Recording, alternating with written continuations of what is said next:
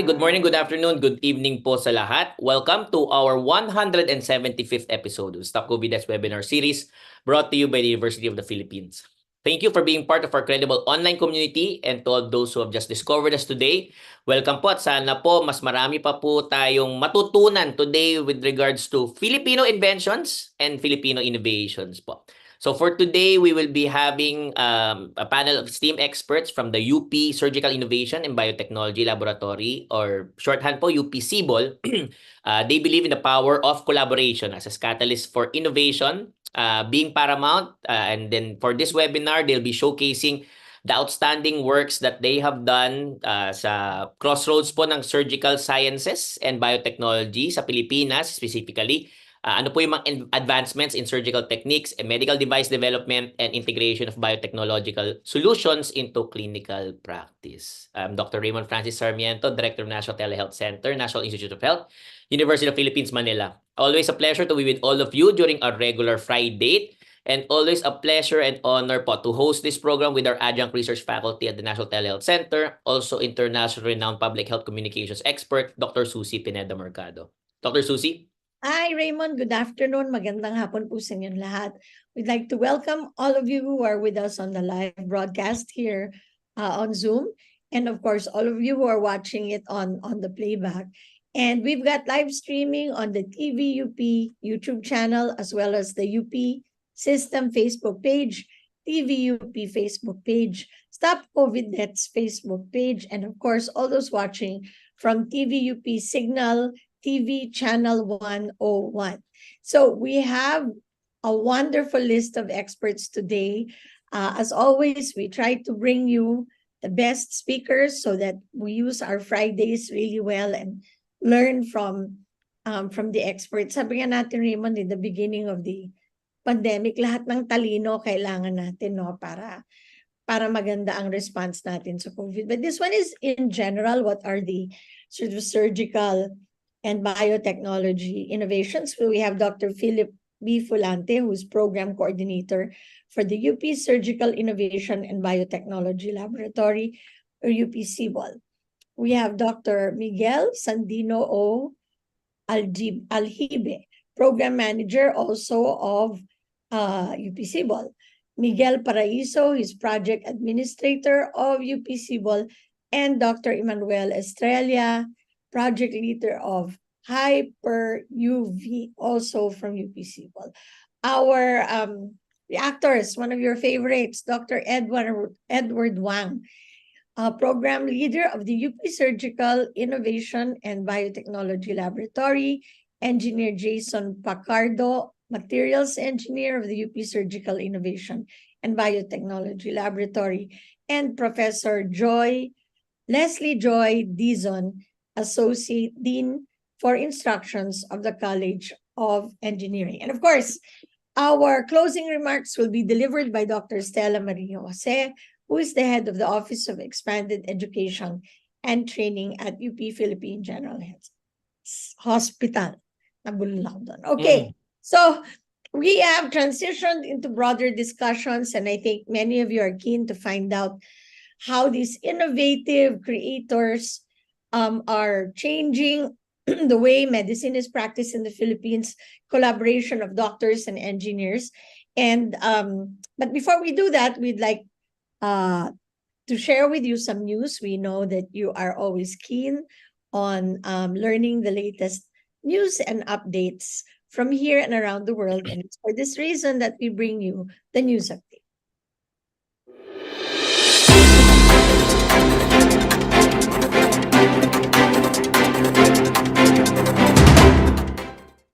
Okay, thank you so much, Dr. Susie, for our very first news update po, no?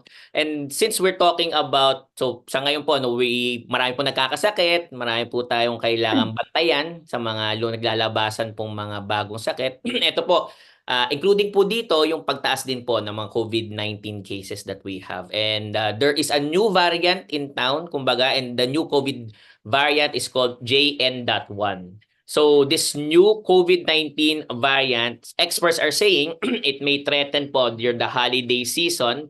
But the good news is that recent research suggests that the 2023-2024 COVID-19 vaccine, yung pong bivalent, appears to work against this newest variant. Internationally, less than 16% of US adults have gotten the latest vaccine. So kailangan po talaga, if we're able to get our hands to on that bivalent vaccine, mahalaga po ito.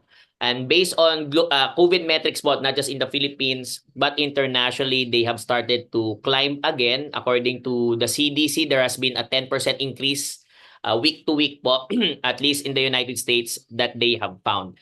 So ano po ba itong JN.1? It's an Omicron subvariant, first detected in the United States in September. It termed a notable descendant lineage of Omicron subvariant BA.2.86 by the World Health Organization.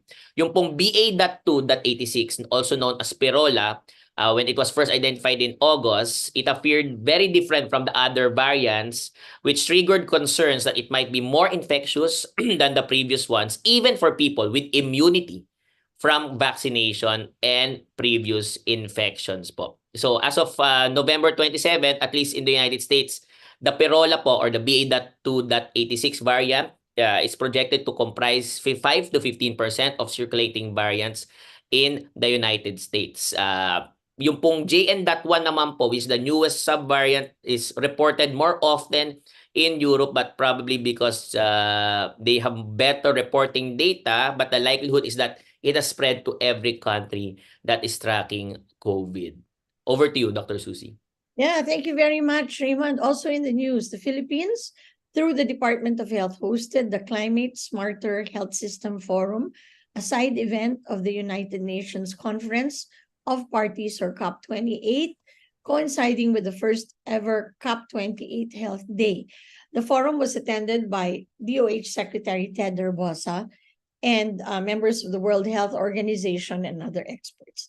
The forum focused on the impact of Typhoon Yolanda and discussed the resilience of health systems, climate health financing, continuity of health services amidst disasters, decarbonization of health facilities and supply chains, and local collaborations and engagements, among others. So the Philippines really appreciates the direction of COP28 by including health in the conversations on climate change, according to Secretary Ted Herbosa. And that's our news for today. We'll be back next week with more news on the News Update.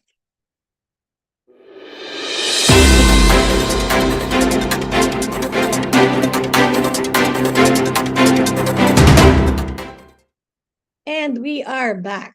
Okay, so Raymond, we've got a very interesting lineup of speakers. I'm really looking forward to hearing from the UP SIBOL team.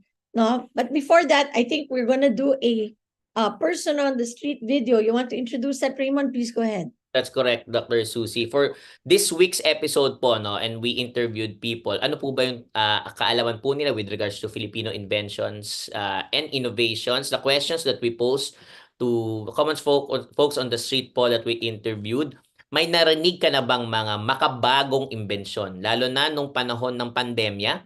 Ano sa tingin ninyo ang naiambag ng mga imbensyong ito sa pag-improve ng healthcare sa Pilipinas? At naniniwala ba kayong posibleng makaimbento ng mga medical devices and equipment na world-class quality ang mga Filipino? Please watch this. Sa record section ang ginamit namin, nakatulong ay yung teleconsult namin. Sa invention kasi nung panahon ng dumating yung pandemic, wala po akong idea about sa mga equipment, medicine. So, may naalala ako na may mga UP scientists na gumawa ng sariling COVID-19 test kits. Well, yearly naman napakaraming inventions ng Filipino scientists natin. During pandemic, hindi nakalabas yung mga tao eh. So, kahit nasa bahay sila, nati-check up pa rin sa na-lessen yung pagkalat ng pandemic. One of the inventions na I was able to encounter is yung Sanipad. Sanipad, which is, if I'm not mistaken, para siyang disinfectant within a cubicle na before you enter a structure, you go within that space to disinfect yourself. Malaki sana yung naiambag nito sa pag-improve ng healthcare sa Pilipinas nung pandemya, since mas mura yung locally produced na test kits compared sa mga imported na test kits. Well, it's very effective and helpful kasi during the pandemic, when we're trying to go back to the new normal, it's important na ma-make sure na safe from the COVID-19 yung mga tao before you enter a structure. So, with that, parang fully mong may encounter uli yung new normal if sure ka rin na na-disinfect ka and at na hindi ka makaka-infect din ng ibang people na makakasama mo within that space. Yes, oo naman. May yung mga Filipino naman na nakagawa ng mga medical devices, katulad ng national scientist natin, si Dr. Fed Del Mundo, yung nakagawa yata siya ng bamboo incubation device. Tapos yun nga, yung mga locally produced na test kits ng COVID-19. Sa tulong ng ibang bansa, siguro naniniwala ako na kaya natin yan sa tulong ng ibang bansa. Ang daming matatalinong Filipino scientists dito pa lang sa UP and ibang universities. Sure ako na maraming great minds dyan. However, kasabay ng great minds ay kailangan din natin ng great resources. So those great resources, hopefully ay mabigay sa atin ng government since it's the responsibility to support our students and our professional scientists. Oo, naniniwala ako kasi marami naman tayo rito lalo dito sa UP. May mga facility naman na kaya tumulong sa mga estudyante. So I'm hoping that actually hindi lang siya for the next time parang I hope every year meron tayong mga efficient and magagandang new inventions na makakatulong not just in our healthcare but also in different aspects of life. Wow, very interesting. And I'm really also very excited to hear about what's new. And thank you so much, TVUP, for these person on the street interviews. Apparently, our audience really likes to hear from the person on the street. Raymond, over to you. Thank you, Dr. Susie. Very important din po na naalala po nila when we had one of our previous episodes on SIBOL products po, lalo na yung sa Sanipad. So, we're hopeful that we'll be able to hear additional nga po ng mga innovations for this webinar. Just a little bit po of housekeeping. Certificates of attendance will be given to those who have watched at least 50% of the webinar duration. If you have any questions or you feel you should have received webinar certificate po but did not, you can email us at stopcoviddeaths@up.edu.ph. For today's webinar, we'll be having our standard panel discussion format, and then all the speakers will present, including the reactors, and that will be followed by a Q&A session. But before that, we'll have po muna our fun quiz segment, which will be prefaced by a short intro video. TVUP. Hello? Hello? Hello? Kumusta na kayo lahat? Hi, I'm Doc Susie, the mini Doc Susie. And I'm Doc Radar, the mini Doc Raymond. Are you ready to have fun?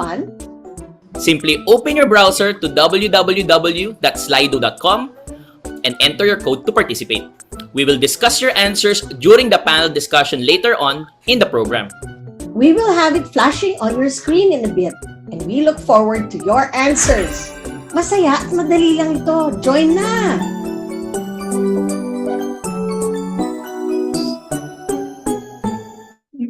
Bumalik yung saranggola, no? Bumalik yung kite. Okay po. Can we have on the screen, on the Zoom, and in Slido po? Thank you so much. Can we have the one on Slido? For those who are joining us outside of the Zoom, so we've seen those who are watching in YouTube po, no? And in Facebook.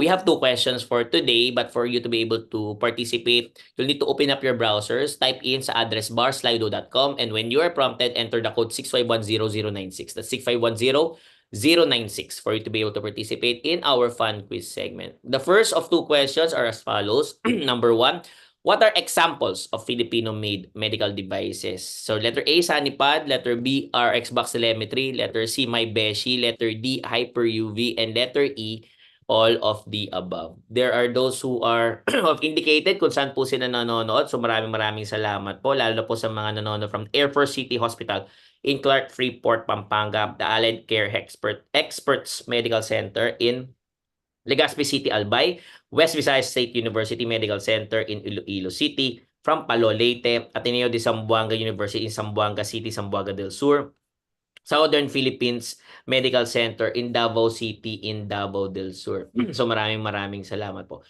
You can also there are those we like to greet yung mga from UP Los Baños, from the Philippine General Hospital, University of Rizal System Health Services Unit, from Bataan.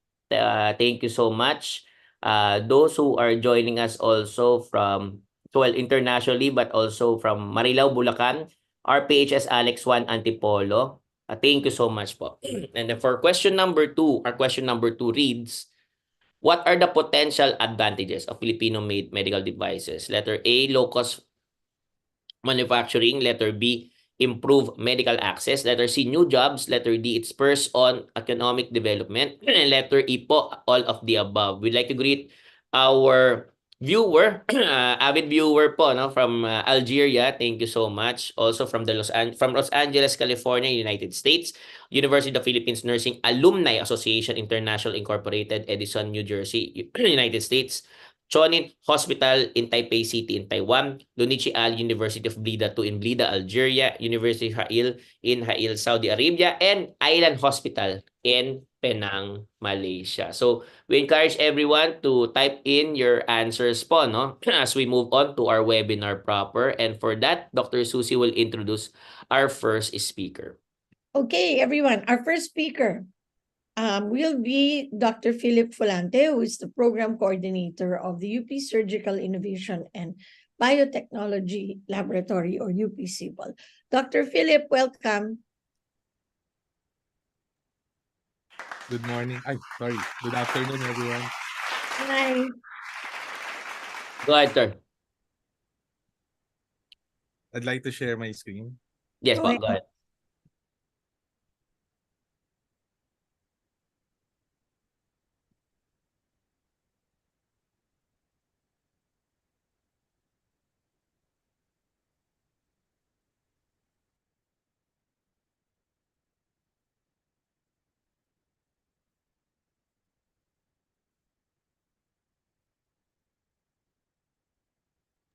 Okay, there you go. You can start, Dr. Philip. Good morning once. Sorry. Good afternoon once again. So magandang hapon po, TVUP, at magandang hapon po sa mga tagapagsubaybay ng Stop COVID Deaths webinar series. I'd like to reintroduce the UP SIBOL research program to our audience. We are UP SIBOL, an organization doing collaborative innovation in developing health technology and solutions. Okay. To use Dr. Edward Wang's favorite intro slide for UP SIBOL, according to the World Health Organization, the majority of devices found in developing countries are typically designed to be used in industrialized countries. And in the Philippines, 100% of our medical equipment in the clinics, the wards, the laboratories, the radiology centers, and the operating rooms are manufactured by foreign companies. 50% of consumable medical supplies are also imported. The Philippines do manufacture masks, gloves, and intravenous needles and syringes, but other than those, we rely on the international market to deliver basic and specialized healthcare. In 2018, Dean Charlotte Chong and Dr. Edward Wang decided to pursue a research program that would address the lack of locally available medical devices. This biomedical device innovation program was finally created in the College of Medicine in 2019. This was made possible by serendipitous meetings between the clinicians of the UP College of Medicine in UP Manila and the faculty of the College of Engineering of UP Diliman. Working independently, the College of Engineering has produced biomedical technologies, but most did not reach clinical testing. and doctors and surgeons in PGH have been known to improvise and MacGyver their way in the clinics and operating rooms when they troubleshoot malfunctioning surgical instruments and medical devices. Through these meetings, both campuses realized the need to work together. This shared need jump-started the creation of the research program, which grew into what is now known as the UP SIBOL, which stands for the UP Surgical Innovation and Biotechnology Laboratory. UP SIBOL's vision is to be the national center of biomedical innovation, providing quality, accessible, inclusive, and equitable health technologies for the Filipino people through sustainable intersectoral and interdisciplinary collaboration. Its mission is to cultivate collaborative innovation for the creation of people-centered health technologies. With the generous funding from the DOST, UP SIBOL was ready to roll out its activities in 2020. But as we all know, the COVID pandemic struck and the UP SIBOL research program was put on hold indefinitely. However, as the pandemic worsened, the UP SIBOL team realized that this is the reason why UP SIBOL was created in the first place. Despite the lockdowns, Dr. Wang convened the team to form a COVID-19 task force to plan and develop devices to help frontliners and patients during the pandemic. Teams were formed to focus on four main COVID response solutions, namely disinfection, protection, telemonitoring, and support devices. And true to its motto of collaborative innovation, teams of clinicians, surgeons, scientists, engineers, and designers worked on several biomedical devices that could potentially help the COVID response to disinfect, protect, and distance our frontliners and patients from the COVID-19 virus. With support from DOST and PCHRD, the UP SIBOL COVID-19 task force was able to complete working prototypes of 10 biomedical devices for COVID-19 response. 3 of our products were featured in episode 63 of this webinar series. And I am proud to say that the products you featured then, the SaniPad, the PAPR, and MyBeshi, are now listed in UP Manila's technology portfolio, and their IP protection are being taken care of by UP Manila's Technology, Transfer, and Business Development Office. All 3 of them are ready to be scaled up for commercialization.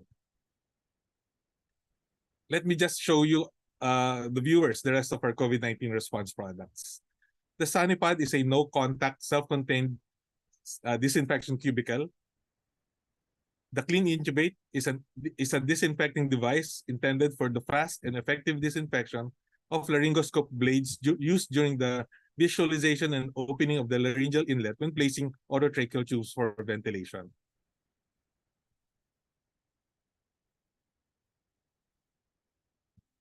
The Hyper UV is a disinfection device initially designed to make N95 respirators reusable in situations when supply becomes scarce.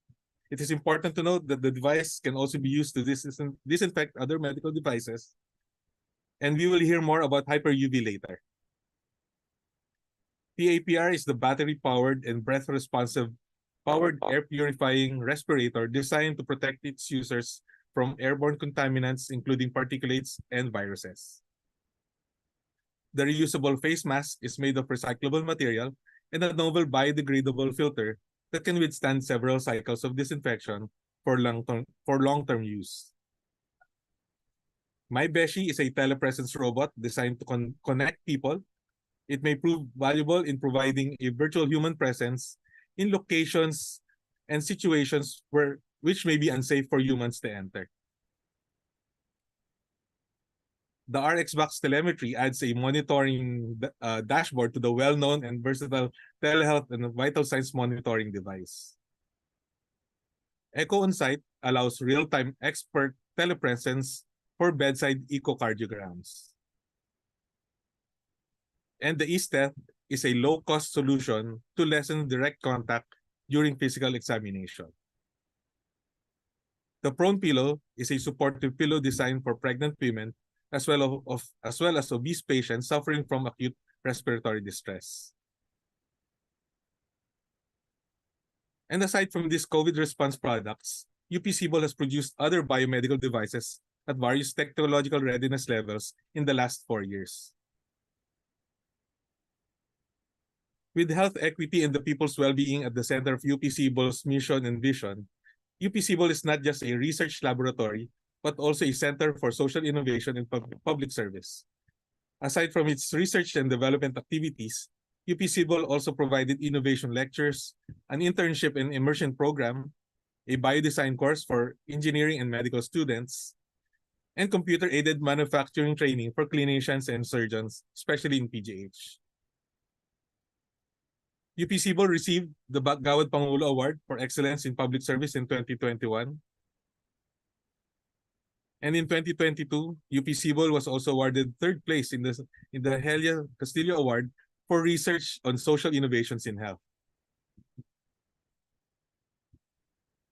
In 2021, we were consulted by the Biomedical Engineering for Health program of the DOST PCHRD in crafting their medium and to long-term agenda and investment priorities.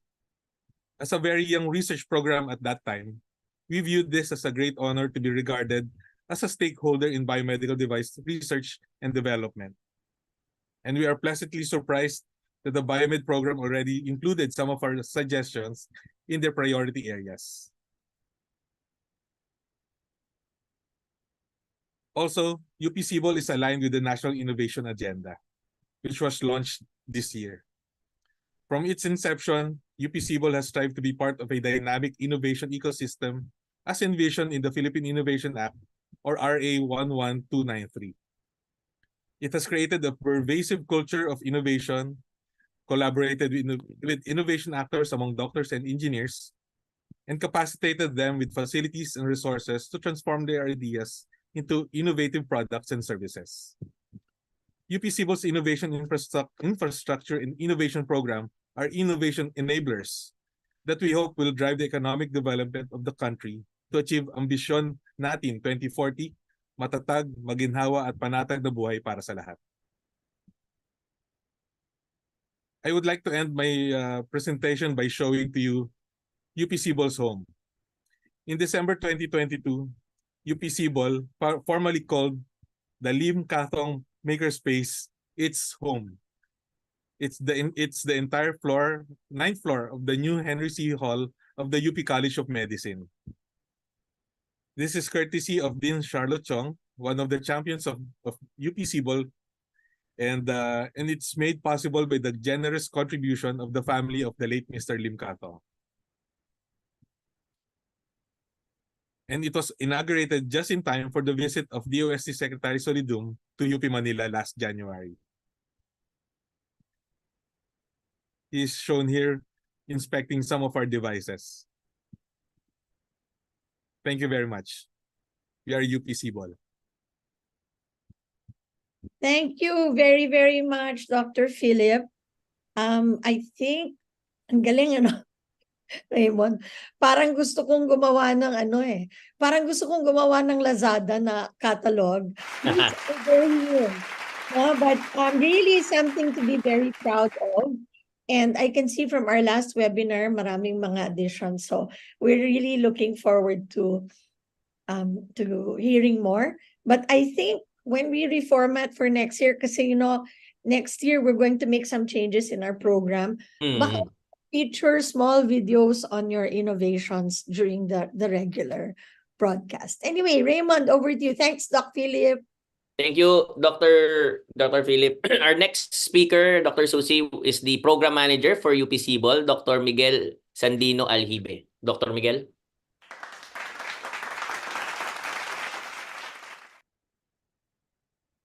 Okay. Hello. Good morning. So let me just share my screen.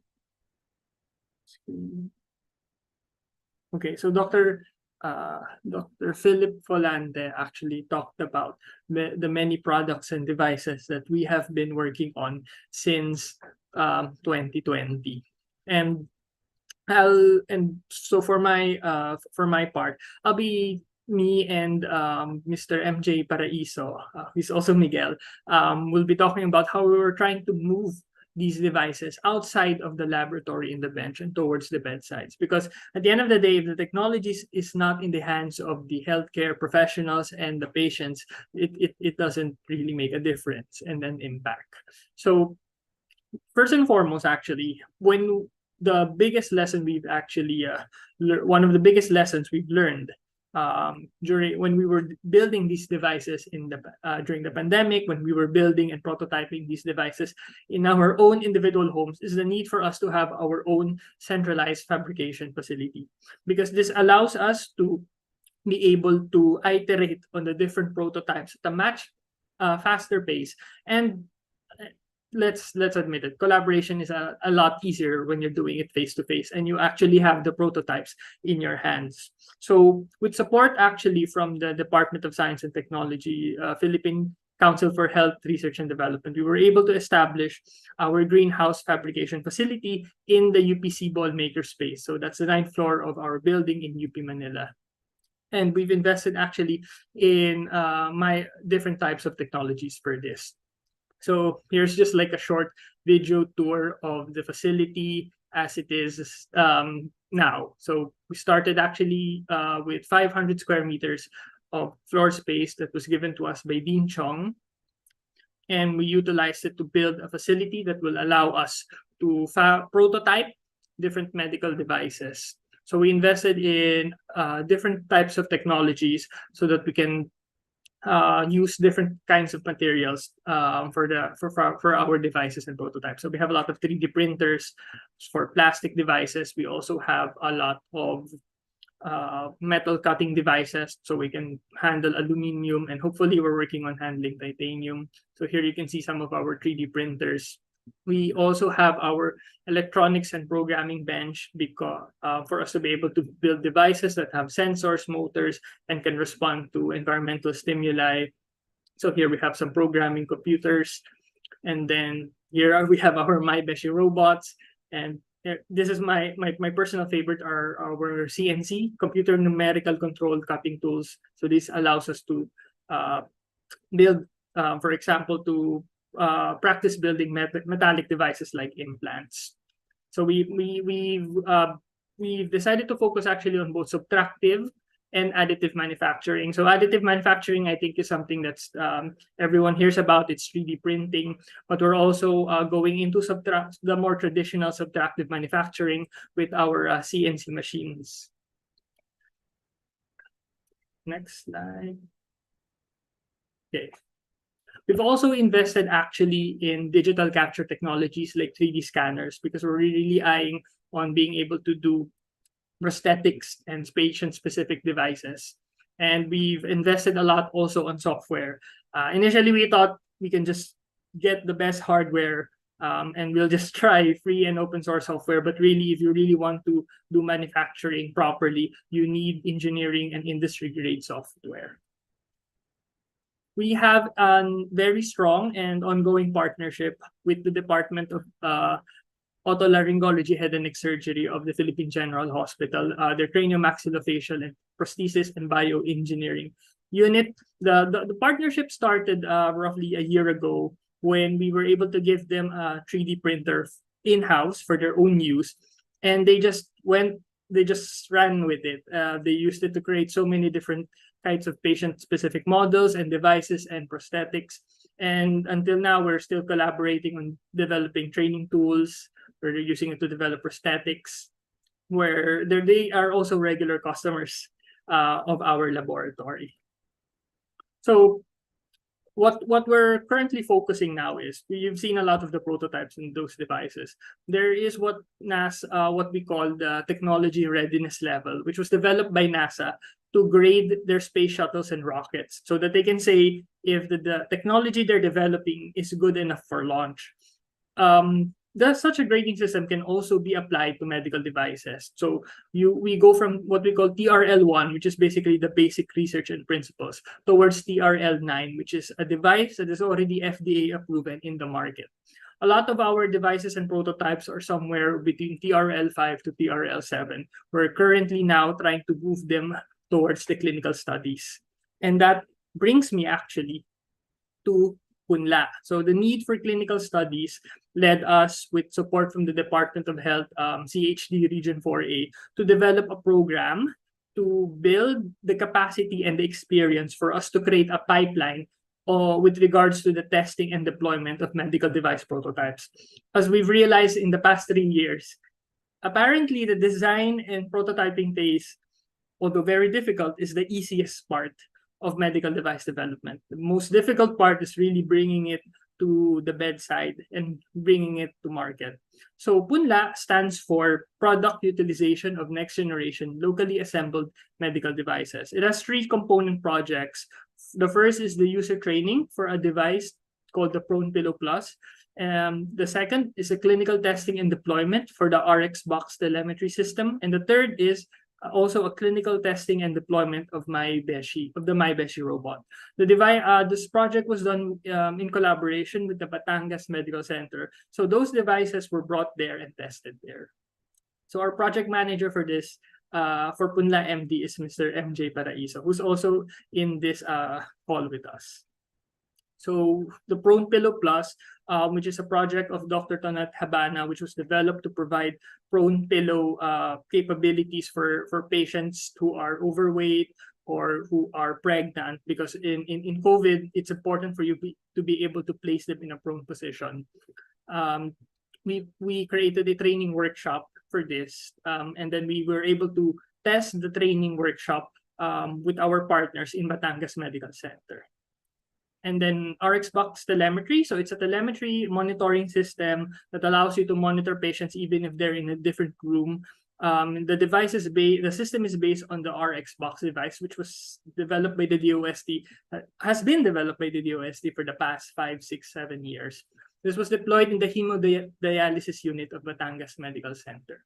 And as of now, the study is still ongoing. We are still gathering data with regards to how effective the device is, with regards to how usable the device is for the healthcare providers. And finally, I think everyone's favorite, because of its name, it's a very cute little robot. The MyBeshi telepresence robot was developed during the COVID pandemic so that we are able to interact. The healthcare workers, the chaplains, the bantays, they can interact with the patients, even if the patients are in an infection isolation room. And we were able to, so the pediatrics department of Batangas Medical Center took on the challenge of testing and deploying the device in their clinical areas. So really, the PUNLA study is ongoing. We'll be wrapping it up within this month. But we've actually learned so much about the difficulties, challenges, and opportunities for us to be able to build this pipeline, because it's not just enough for us to build the devices. We actually have to bring it into the hands of the clinicians and the patients, so that the engineering and technology and all that ingenuity makes a difference in the lives of people. So with that, thank you very much. I'll pass on the mic to Mr. MJ Paraiso. Okay, thank you very much. Let's go to MJ. Good afternoon po. I'll share my screen. Oops. It can't seem to type there. Okay. Yeah, hello. Good afternoon. I'm Miguel Paraiso. I'm the other Miguel of UP SIBOL, so Project Administrator of UP SIBOL. So as we shift to pandemic response, it is important na yung devices na ginawa ng UP SIBOL ay magamit din beyond the context of COVID-19. Siyempre para hindi masayang yung potential ng devices. So as part of the shift to the functions of these devices, we look at disaster management. As we all know, hindi bago sa Pilipinas ang natural hazards, from volcanic eruptions, mga pagbaha, lindol, lahat yan naranasan sa Pilipinas. So to contextualize, there are 4 phases of disaster management: mitigation, preparedness, response, and recovery. So saan nga ba dito papasok yung devices ng UP SIBOL? So doon po tayo sa response aspect. First is to provide first aid and humanitarian assistance, as biomedical devices are lifelines during disaster. So these devices become the frontline warriors in saving lives and minimizing the impact of crisis on public health. Next slide, please. So Handa Pilipinas 2023 is the event organized by the Department of Science and Technology, headed by Dr. Renato Solidum. It showcased disaster response technologies and innovation sa Luzon, Visayas, at Mindanao. Kasama yung mga technologies na binida dito ay ginawa ng mga government agencies, state universities, and local governments. Siyempre, kasama yung devices ng UP SIBOL. So ito yung photos from the Luzon leg. It happened last July 2023. Kasama dyan si DILG Secretary Abalos, Senator Alan Peter Cayetano, and syempre si DOST Secretary Solido. So isa-isay natin yung devices na isinama doon sa Handa Pilipinas 2020. Una dyan, yung UP SIBOL face mask. Alam naman po natin na we can use face masks beyond the hospital setting. So example, for disaster response, we can use these face masks during volcanic eruptions and other instances na kailangan mag-filter out ng air particles. So dito naman po sa right, yung UP SIBOL PAPR or the Power Air Purifying Respirator. It filters out air para dun sa mga nagsusuot ng device. Ito yung parang sinusuot na spacesuit ng healthcare workers kapag nasa isolation ward sila, kasama yung PPE. So this can be used during biosafety laboratories, mga disaster areas na may airborne debris katulad ng sunog and volcanic eruptions. So, importante din sa disaster response ang modular at portable na mga devices yung gagamitin. So, ibig sabihin nito, madali silang i-transport, i-set up sa mga temporary medical facilities. Kasi syempre, example sa evacuation centers, problema din doon yung spaces. So, halimbawa, magkakonda ka ng check-ups, kailangan magdadala ka ng device na hindi bulky, madali transport, saka hindi siya mag-take up ng much space. So, this is where RX box comes in. It's a portable box, para siyang tablet that has basic health functions as explained earlier. Meron siyang blood pressure, temperature, pulse oximeter, and for more advanced functions, meron siyang ECG and pan-check ng fetal heart tones para sa mga buntis na patients. So originally intended for rural communities, kaya niyang mag-store ng data. Example, yung area na na-hit ng disaster ay walang signal ngayon. So you can store the patient's data. And then if you go back to an area na mayroon na uling signal, you can transmit the data sa cloud server. So ito po yung photos during the Visayas leg naman ng Handa, which happened last month, November. Nakasakto siya sa 10 years ng Bagyong Yolanda. It was attended by Bongbong Marcos. And next is the disinfection cubicle, commonly called Sunnypod. Ito yung isa sa mga pinaka-visited na device na dinala namin during the Mindanao leg naman ng Handa 2023. Originally used for COVID disinfection, na-deploy ito sa PGH isolation wards. During disaster response, pwede siyang gamitin ng during local epidemics, biohazards, or other situations na kailangan ng full body disinfection.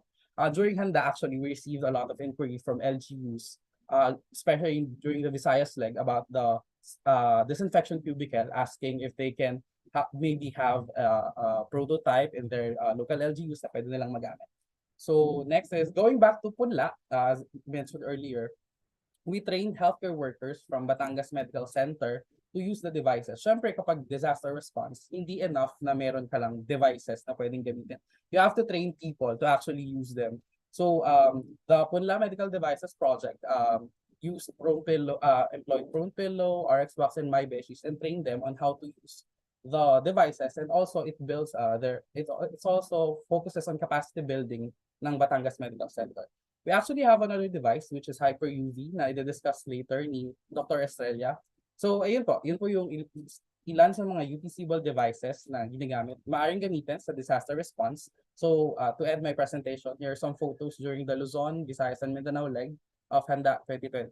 With that, thank you very much.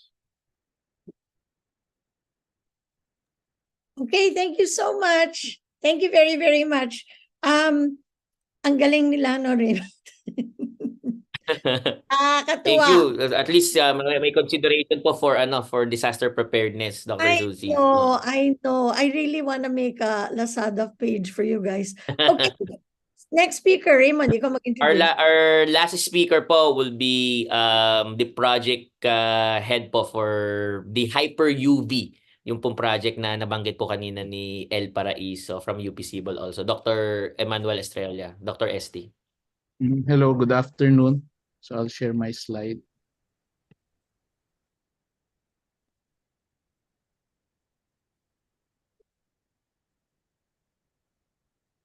Okay.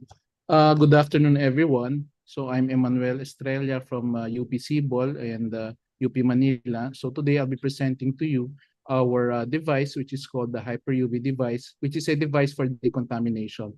So I share this device with my co-inventors, the engineers Vasquez, Ilasin, and Argote. Okay. So first, we identified the problem during the pandemic. And what's this problem? This problem is the shortage of PPEs, specifically N95 masks. The COVID pandemic has changed the world as we know it. And in the early months of the pandemic, no one was prepared, not even the healthcare workers, even the world was not prepared. So we have seen a shortage of masks. And with this, we envision that there must be a way either to prolong the use or to reuse a mask. And in order to do this, we have to decontaminate the mask for reuse since there's a big shortage. And we envisioned a disinfection or decontamination device that should be portable, easy to maintain, and with materials that are easily available. So we devised a solution. So what was the solution? So we first envisioned a decontamination cabinet, and we used the idea of ultraviolet germicidal disinfection or UVGI. So this has been commonly used worldwide. However, the disadvantage is that it is an irritant to the eye, and also it takes a longer time to decontaminate. And sometimes there are materials that are heat sensitive that degrade when you decontaminate them with UVGI.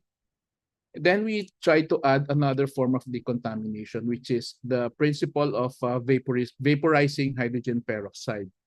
So this vaporization method is very good for heat-sensitive materials like the N95 mask.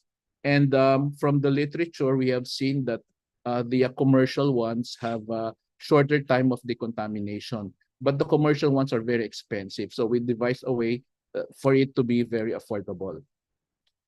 And then lastly, we try to combine both, best of both worlds, UVGI and hydrogen peroxide vaporization. And we place this in a compact chamber that we can use either as an individual decontamination method or in combination. So probably the shortest that we have tested is only as short as 5 minutes when used in combination, which do not degrade heat-sensitive materials, such as the N95 mask. So how did we do it? This is the methodology part of our journey. So we first, for an overview, we first identify the problem, which is the shortage of the N95 mask, by asking a question: how can we reuse it? Then we propose a solution. We should decontaminate it in order for it to be reused. Then we tested our solution by building a chamber, and then we validated our results. And in the future, we want this to be certified and apply this in a real-world setting. So for the nitty-gritty, we did a disinfection system. We did a microbiological analysis because we want to know if the decontamination chamber will decontaminate the viruses or bacteria. Then we did a morphological and elemental analysis. So this method was done because we want to ensure that the mask will not degrade when it undergoes a series of decontamination for reuse. And also, because masks are filtering materials, we wanted to know if the filtering capacity is compromised when we decontaminate them, whether once, twice, or 3 times. And lastly, we did a quantitative fit test measurement. So this fit test measurement measures not only the filtering capacity, but also the fit of the mask when used by the user. So for the first one, we did a disinfection. We fabricated a disinfection system which consisted of ultraviolet and hydrogen peroxide vaporization, either used as an individual method or in combination. Now, going to the microbiological analysis, we tested 2 of the most common bacteria that can be found in the hospital. We cannot test COVID-19 virus, but we tested a similar bacteria that is whose strength is similar to COVID-19, which is the bacteria subtilis, and also the Pseudomonas aeruginosa, which is the most common bacteria, hospital-acquired bacteria in the hospital. So from our testing, the UVC, VHP, or the vaporized hydrogen peroxide, or used in combination, the log kill, which is the percent of kill, ranges from 3 to 5. 3 log kill means 99.9%, and more than 4 log kill means 99.99% kill. So for our results, we noted that indeed the device has killed at least 3 log kill for the bacteria. Now, how about the morphological and elemental analysis? So we did 2 studies. The one is field emission electron scanning microscopy. This will evaluate the fiber physical integrity. You can see here from the picture the A, B, C, and D. A is the normal. B, it underwent UVC. C, hydrogen peroxide vaporization. And D, which is a combination of both. So we've noted under electron microscopy that there was very little physical change that happened during the decontamination process. The second test would be the energy dispersive X-ray spectroscopy analysis. So what is this? This test, we wanted to know if the chemical characteristics have changed during the decontamination process or in a series of decontamination. So basically, the fiber is composed mainly of carbon and oxygen, and we noted that the mode of treatment did not affect the chemical structure of the N95 mask. Now we go to the filtering property test, which is very important because we wanted to know if with the series of decontamination, the filtering capacity will decrease. So as you know from this table, we noted that the filtering capacity did not increase, and it's still more than 95%, even at 0.3 micro molecules particle size, even after a series of decontamination. You can see on the left picture, we fabricated a filtering efficiency apparatus, so we would be able to test the filtering capacity using particle counters. Lastly, we did a fit measurement. So what is this? Usually in the hospital, you can see only qualitative fit measurement, the one you see on your left. This is only a pass-fail test. It doesn't actually measure the fit of the mask on the wearer. So we evaluated our filtering capacity on the N95 mask using a quantitative test. We used a port-account respirator fit tester, which counted the particles inside and outside the mask worn by the test subject. It actually measures the seal of the mask, which is very important. And this can be used not only in N95 mask, but on any mask or papirs, PAPR. Now, here I will show you the fit factor results of our test on different disinfection method. So the fit test actually, once the test subject wears the mask, he will be asked to do certain movements, bending over, talking, head side to side, or up and down, which are the usual movements when one's wearing the mask. As you can see here, a fit factor of more than 100 is the acceptable for N95 specifically. And the test showed that it's more than 100 for all tests. No? After a series of, actually here, 3 decontamination cycles, it is still fit and passed the fit test measurement. So who is in need of the hyper-UV device? So now that the pandemic is over, the device can also be used for minor surgical instruments. So this means that the small instruments that can fit the device can be decontaminated, and this can be used in the clinic settings. From our survey, we believe that this can help the 31,000 health facilities in the Philippines, more than almost 2,000 private and public hospitals, almost 1,000 private hospitals, 816 level 1 private and public hospitals, and at least 70 hospitals located in the National Capital Region. For our recognition, our device won the DOST TAPI, or the Technology Application Promotion Institute, recently, garnering second place for the category of Tuklas invention. So we're very happy for that. And our vision is that the packaging can be still improved, decrease the cost, and we envision this to be used in remote areas of the country. So this can prevent infection when doing minor surgical procedures, and we want the hyper UV to be used in the rural health centers, where they are far from the urban health centers, and this can be distributed all over the Philippines. So with that,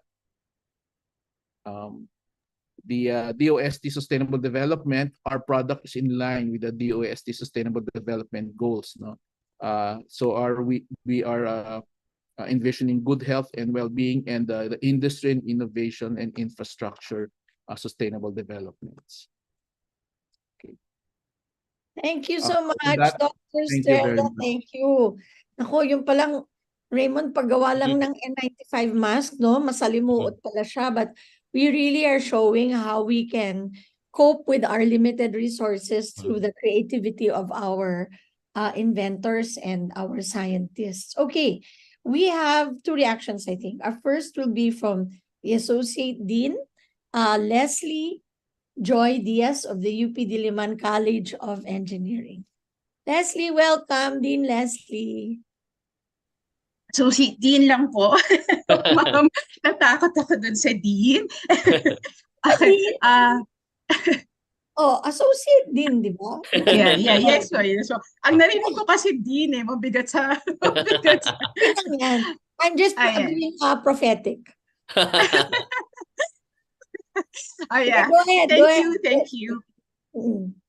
Thank you for this opportunity to be with to be in TVUP. Good afternoon to all our viewers. And as a reactor, I will put my reaction into context basically. So parang una, in the context of me being a researcher myself, working with our clinicians, and then second, I will put my reaction in the context of being a faculty in the university, a professor, handling or contributing or assisting many of our future engineers, who will become the future, I guess, the ones who will be developing more sophisticated biomedical devices in the future. So, in the first context, as a researcher myself, working with, collaborating with our clinicians in UP Manila actually gave me that meaning in developing technologies, in engineering solutions to problems that are actually on the ground, the real problems that when provided with solutions will have a lot of impact to the Filipino people. So parang lagi kaming tinatanong sa DOST po, parang ano po ang impact ng inyong gustong i-propose na project. So as an engineer who more or less are quite confined with, technologies, what are appropriate methodologies to strategies to come up with devices. Sometimes na-challenge kami sa aspetong yun, but working with the clinicians gave us that end user perspective, gave us that meaning, gave us that justification why itong particular device ito ang dapat unahing i-develop, bakit ito ang mas kailangan ng ating health practitioners, basically ng mga Filipinos na pinagsisilbihan natin para mas maging maayos ang kanilang health conditions.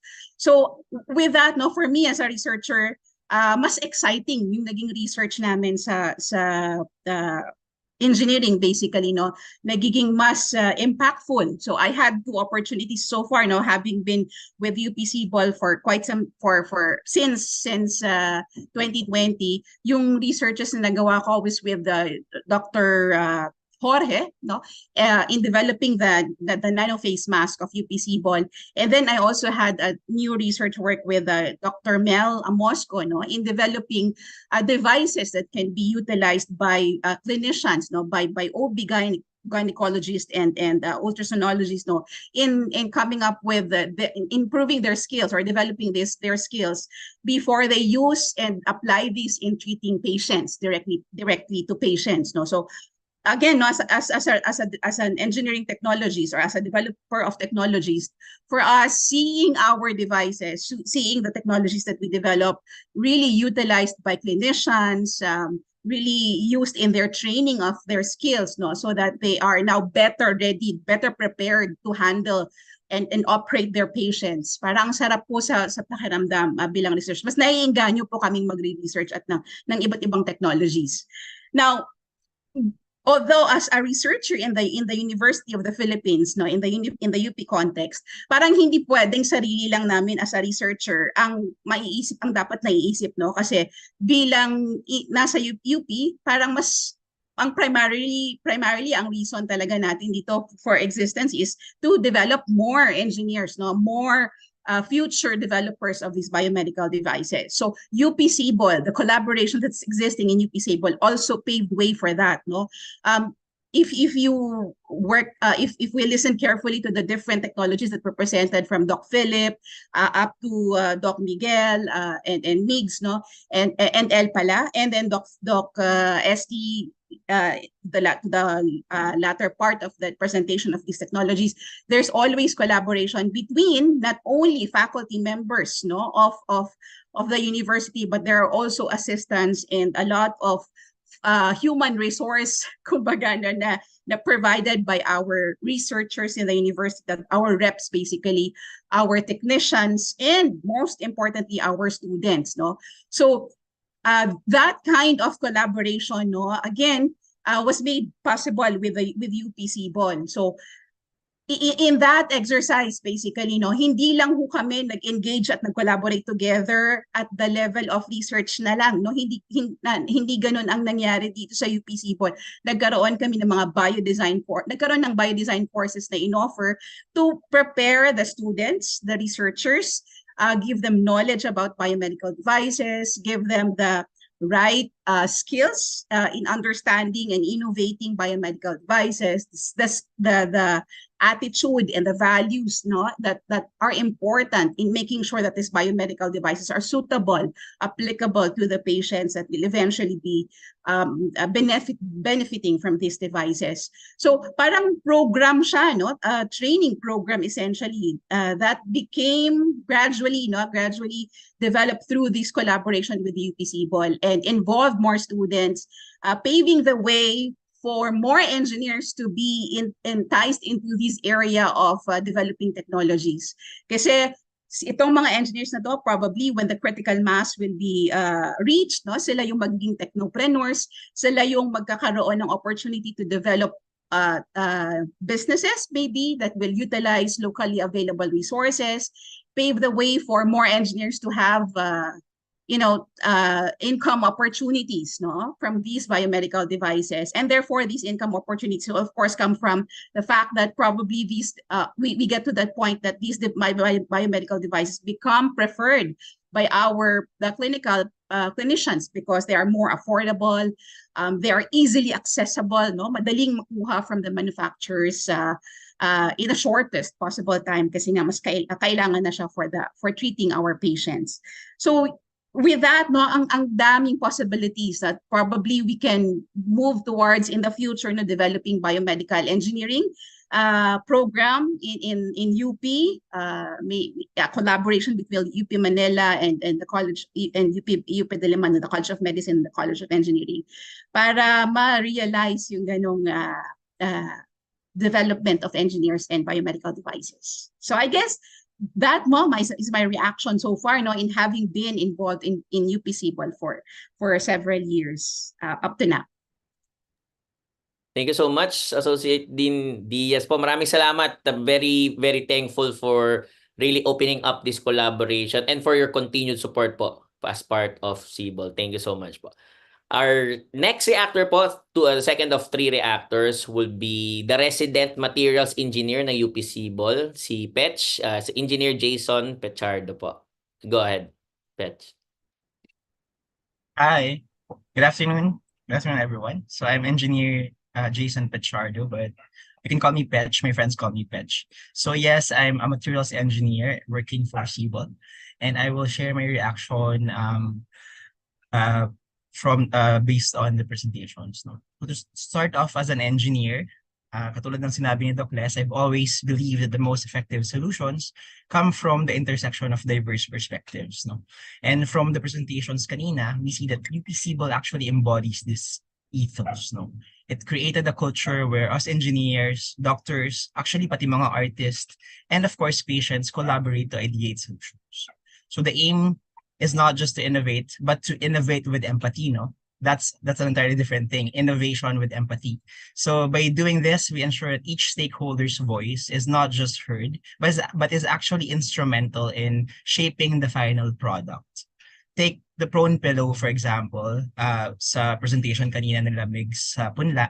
So I must say that it stands out for addressing a deeply relevant yet often neglected aspect of patient care. So it's really heartening to see UP SIBOL tackle such specific challenges, no, with direct impact on patient outcomes. So it's a reminder, it's just as a reminder that innovation should always be, at the end of the day, patient-centric and human-centric. So what we saw here with these amazing presentations by our ka-SIBOL, co-workers from SIBOL, is that these products are not just medical and engineering tools. They're not just medical marvels. They're also testaments to the collective insights of healthcare professionals, us engineers, and of course the patients themselves. No? So this kind of collaboration, this kind of partnership is really important. And actually, masasabi natin na it's fundamental sa SIBOL, yung collaboration na ito. No? Dati nung nagtuturo ako sa UP din naman, we have this policy or rule in product design. No? We say that a solution designed in isolation is a solution that's designed to fail. So by bringing together this diverse team, UPC will actually ensure that the innovations are as practical and as ethically grounded as they are technically advanced. So parang bumuo si SIBOL ng team, no? Actually, tawag ko dito before, parang Avengers ng medical field here in the Philippines kasi it's really diverse, no? So to end, I want to say that what makes UP SIBOL's mission so impactful is actually its recognition that no single discipline holds all the answers. So parang each area holds a piece of the puzzle, a piece of the solution. And SIBOL then provides us with this safe space where all these pieces can be put together. So as we look towards the future, we actually envision SIBOL not just as a hub for innovation. Given all the products, given all the innovations we have now, it could easily be a launchpad for, you know, socially relevant and human-centric enterprises. So the products shown here today all have the potential to spin off into their own companies or be licensed, you know, to bigger players in the healthcare industry. So our role now is to bridge the gap between ideation and market success. So kasi hindi naman natatapos yun sa invention. No? Hindi siya natatapos with the publication, definitely not upon project termination. So we have, as engineers and medical professionals, we have to ensure that all these innovations, all these products achieve their full impact by ultimately reaching the people they were designed for. So that's it for my reaction. Thank you very much. Thank you so much, Engineer Petch. I like that part when you started with regards to collaboration and the need for like interdisciplinary, the intersection of disciplines. That's where the most benefit will come. Thank you so much. For our final speaker, who will be our final reactor for today, is the immediate past Vice Chancellor for Research of UP Manila. But for SIBOL, is the overall program leader po for UP SIBOL, Dr. Edward Wang. Dr. Wang, go ahead, sir. Hello, thank you, Dr. Raymond and Dr. Susie. Congratulations, by the way, to this program. Imagine your number 175 episode na ngayon, and it's been going strong and still going strong. Thank you, sir. So, anyway, I'd sort of like to wrap up the entire presentation ng UP SIBOL by giving a summary of things and providing different concepts around UP SIBOL. No? Now, really, this is biotechnology, di ba? This is health biotechnology. And the question natin is, why is there a need for innovation in biotechnology? Ngayon, ang WHO, World Health Organization, provides us a framework for a good health system. And in that framework, may 6 components, 6 components, in order to have, in other words, a healthy health system. Now, among those 6 components, you have things like the workforce. Diba? The Philippines has a very, very strong health workforce. Doctors, nurses, allied medical professions. And in fact, they're all over the world, no? Not just in the Philippines. But the other building blocks include, for example, governance, finances, delivery. One of the most important building blocks there is the products, biotechnology. So think about it. You need all of these 6 building blocks to have a healthy system, a healthy health system. We have a very strong workforce. But remember what Dr. Fuliante told you when we started this program today? Almost all of our medical products are imported. They're made from abroad. We don't have that building block of products and biotechnology. In other words, we don't make our own. And can you imagine, therefore, that if you don't make your own products, they're all imported, they're obviously going to be more expensive. They cannot be afforded by most of the Filipino patients.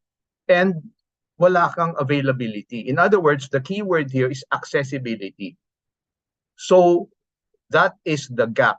The accessibility gap is what UP-SIBOL is trying to bridge. So the UP-SIBOL tries to address this gap based on 2 principles. And the 2 principles, I'm sure you've heard it in this program repeated, is innovative collaboration. And so why do we call it innovation and collaboration? But natin kailangan ng innovation because it's problem solving. Can we wait for the Americans to solve our problems? Can we wait for the Chinese to solve our problems? Hindi. Because our concerns are not the same as theirs. Our concerns are Filipino. And our perspective is the best way to solve our problems. In other words, we need to innovate. As Engineer Petch said, it's empathy and it's innovation for the Filipino patient. And why do we need to collaborate? The engineer works alone, the doctors and the clinicians work alone. If you put them together, that's collaboration, and you've seen how this produces the best products. This has been going on, but what UP-SIBOL does is institutionalize it. So now, for the first time, it's an institutionalized collaboration between, for example, the College of Engineering, the College of Science, the College of Medicine, and maybe even the College of Fine Arts. So this is not only multidisciplinary collaboration, it's not even interdisciplinary collaboration. We want to call it transdisciplinary collaboration. So where are we now? We've started, and that's a very, very good start. It is far from what we want to achieve. If you look at the innovation centers abroad, it's still far from there, but at least we've started. And the most important thing is you've seen Filipino capability, you've seen Filipino talent. Kaya natin to. We see the engineering talent, we see the medical talent, we see the clinical talent, we see the Filipino art talent. Now, UP-SIBOL has responded to this thrust and is pushing this program. Now, this program also showcases for you the collaboration between academe, which is UP, government, DOST, DOH, and even the private sector. So a lot of these products actually receive Kickstarter funds from many private donors. And here you see DOST also collaborating with DOH.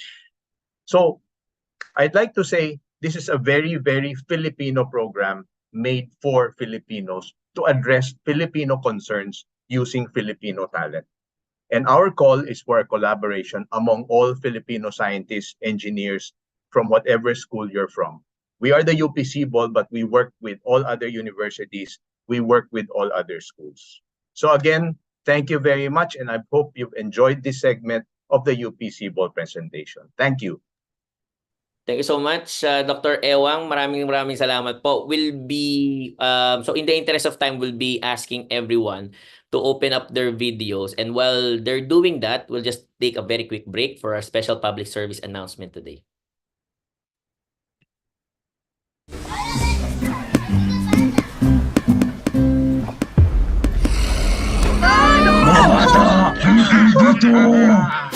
Aloy, bilisan mo! Dali! Wala! Ha? Ano nangyari? Ba't hindi kita makapitan? Handa ka na ba, Kaloy? Oo naman, ate! Nabakulahan na kami. May powers na kami laban sa inyo. At hindi nyo na kami basta-bastang makakapitan. Yay! Sisiw!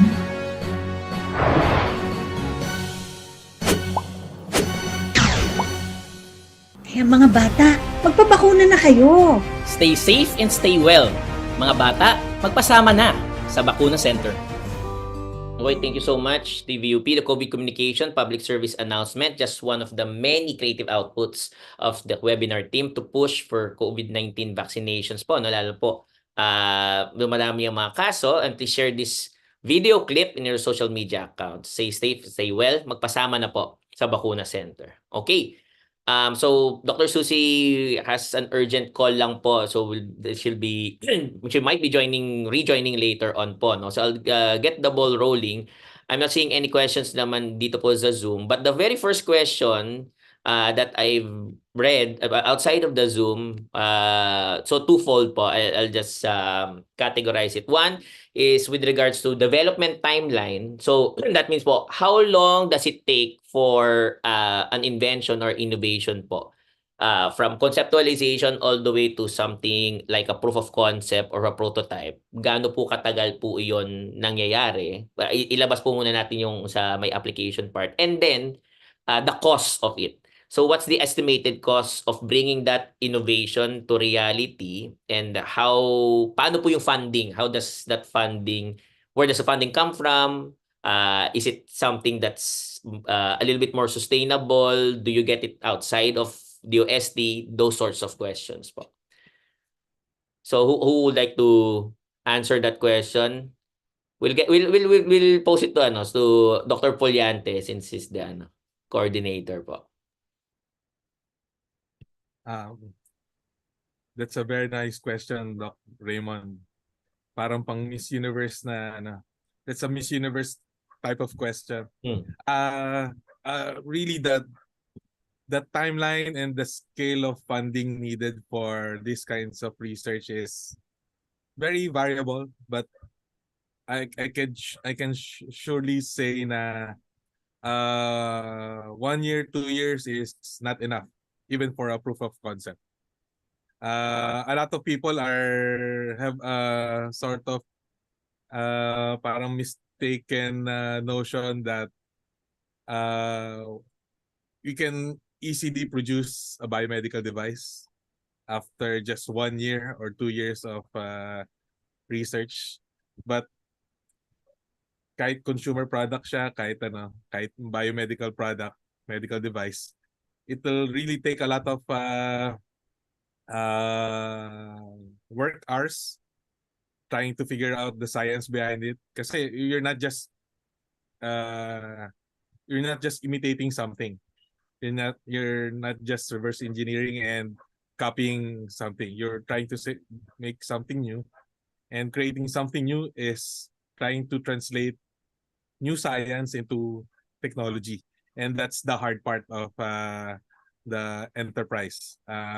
Tapos kasama doon yung funding, which hindi kaya ng 1 million pesos na na Kickstarter funds. 1 million peso Kickstarter fund would help ma-start yung initial na planning. Pero if you're trying to hire the best people, the best engineers, the best minds to create something, medyo kulang yun. You really have to get a lot of investments. And yung time period to produce something is parang yung sa experience na nakita namin sa abroad nung and especially I think you'd also parang agree with this. Some of the by design projects na nakita namin abroad, it takes them 5, 10 years, 15 years before they can even release a prototype. Tapos another several more years para maging pumasa sa FDA approval. And the FDA approval is our main stumbling block. Okay. So I'll go to Dr. ST, since he has his project leader for a specific invention. So same question, Dr. ST, for Hyper UV, how long did it take you, and then the cost po for coming up with it? On mute, sir. On mute. Sorry. Okay, so the project the estimated run of the project is 6 months, no? But it took us, because it was done during the pandemic and the fluctuations in the rise of infections delayed, no, the project. I'm fortunate na lang some of the engineers even work when tumaas na yung cases, and they work in their laboratories, and then Zoom helped a lot. So it took us, nag-extend kami to another 6 months to a year. Okay. And then usually the cost, there's a budget for it, but usually we are trying to cut down the cost, because the initial prototypes, we had actually 3 prototypes. It cost to make them, and sometimes the method of which na ginagawa sila pa iba ng we consign different manufacturers to do it. So yun, actually yung cost is medyo mataas sa first initial prototypes, but as it develops, nga plan namin is to have a more compact device, and para mapaliit yung pricing na. Okay. The scale, very important. Sige, Dr. Ewang, I was going to go to you kasi I wanted to ask if you've explored non-DOST sources of funding, sir. But if you wanted to add muna, go ahead, sir. Yeah. Non-DOST sources of fundings, the one thing that comes immediately to mind kasi is we try to tap the private sector. So initially, some of the Kickstarter funds came actually from some of my classmates. At my age now, my classmates are businessmen who want to help, and they have the money to help. So they were able to help. But over and above that, the reason why I raised my hand is I wanted that same question to be answered by Dr. Alhibe and Prof. Leslie, kasi they have products which are at different stages of development. Specifically, Migs, I think, can you talk about the PAPR? Kasi the PAPR was already made. And then naghahanap na lang talaga ng mag-a-adapt sa kanya. While yung kay Prof. Les, yung face mask, something super important, but I think they're stuck at certain points. And maybe the public can find out how they can help us also. Thank you. Sige po. Sige, Dr. Miguel and then Associate Dean Leslie afterwards po. Sige po, go ahead. Experience in the PAPR was that we managed to be able to do some tests on our own that prove the device's effectiveness. It can filter, it reaches a 95 to 98% filtration efficiency, it can do 8 to 9 hours of functionality.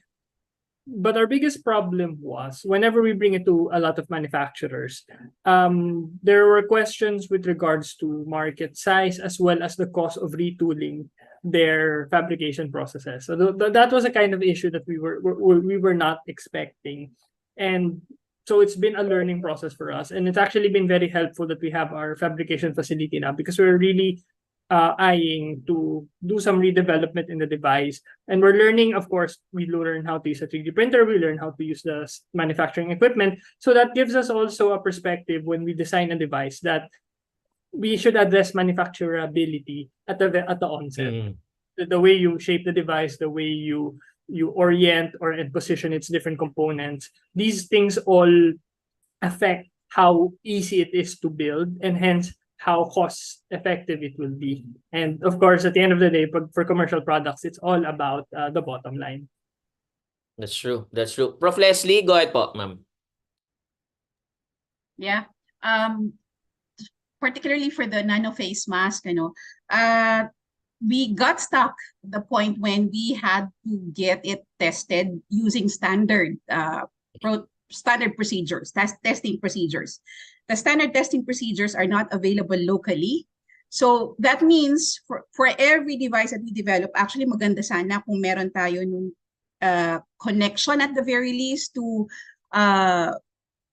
institutions, maybe not in the Philippines, but also in the other parts of the world, that will test our devices according to some standard procedures that's already implemented or that's adopted or practiced by the industry, so that when we now sell these, or we now entice manufacturers to mass produce these devices, then they can now sort of bank on from the testing procedures that give out good results, no, standard procedures kasi sila. So therefore, the manufacturers can rely on will have reliability on those results, and therefore have now that confidence of, if I produce this, then I will have now something that the market will have confidence in using. Kasi yun yung importante, di ba? Kapag mag-mass produce sila, kailangan sigurado na itong minas produce nila ay bibili ng market. But before the market does that, there has to have that set of information that tells them na okay nga ang functionality nito according to what is